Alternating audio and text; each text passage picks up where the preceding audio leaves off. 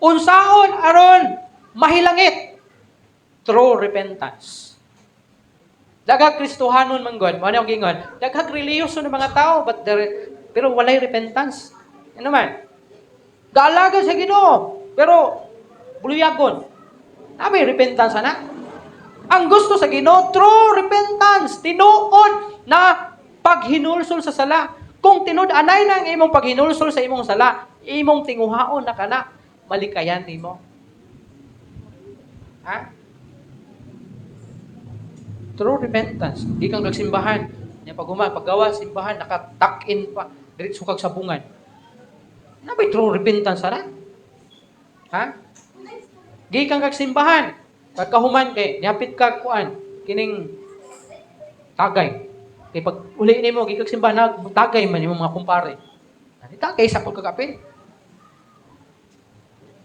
Nabay true repentance ana? Di kang kagsimbahan. Onya kita kag away das dalan. Kigsinumbagay. Ha?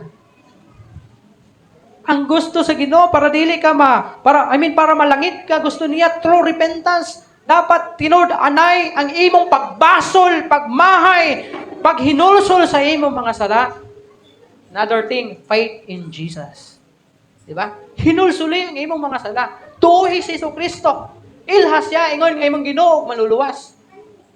Faith in Jesus. Sa ako nang gikaingon ang kaluwasan, dili na nimo maangkon pinagi sa relihiyon.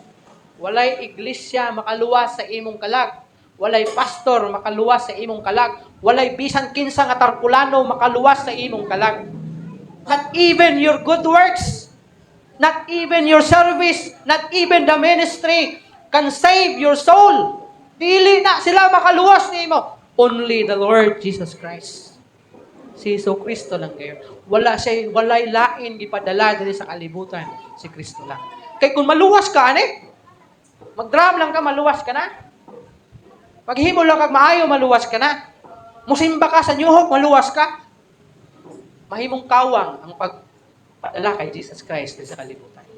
Usa pa may hinungdan anong ipadala niya, yung bugtong anak ni Jesucristo. Maluwas man day ka sa pag-alagad niya. Maluwas man day ka magtudlog sa diskol. Maluwas man day ka magwali sa dalan. Maluwas man day ka magpamembro kag New Hope. Dili makaluwas sa imo na. Si Jesus Christ lang makaluwas nimo sa tinuod lang. Juan 3:16 kay gihigugma sa Dios ang kalibutan ug tungod niini gihatag niya ang bugtong anak aron ang tanan mutuo kaniya dili mamatay kun dili makabaton og kinabuhing walay katapusan. Kinsa iyang gipadala? Si Jesus Christ, bugtong anak. Dili si Pastor Ruli. Ha? Dili ang New Hope. Dili si bisan kinsang tarpulano ang gipadala para maluwas ka. Ang gipadala para maluwas ka si Jesus Christ.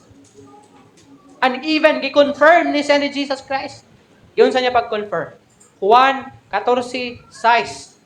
Ako ang dalan ug ang kamatuoran, walay makaadto sa akong amahan kun dili pinaagi kanako. Dili pinaagi ni Ruli, pinaagi ni Jesus Christ.